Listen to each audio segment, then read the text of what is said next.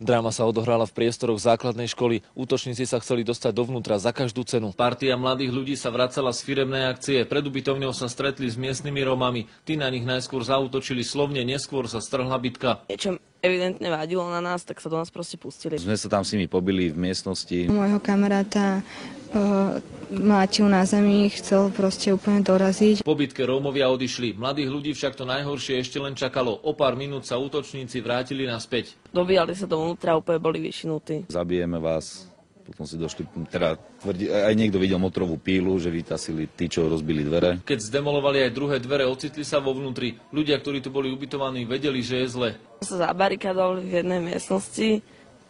Skrine sme dali proste za dver, lebo ich úplne roztlkli. Keď sme držali tie dvere, tak mi medzi prsty prerazili tú hrubú tyč, ona mohla mať priemer asi 2 cm, takže nebola to moc randa, alebo 3. Dráma trvala pol hodinu, skončila až po príchode polície. Ja som sa normálne pripravovala už na to, že oni tam vtrhnú a ja skrátka už som vedela, že sa hodím na zem a proste som sa zmierila s tým, že ma opäť dorazia s to tyčou. Policajti na mieste zadržali všetkých útočníkov. Polícia začala trestné stíhanie vo veci pokusu porušovania domovej slobody. Páchateľom hrozí trest odňatia slobody na 1 až 5 rokov. Pre televíziu Joj Pavol Čertík.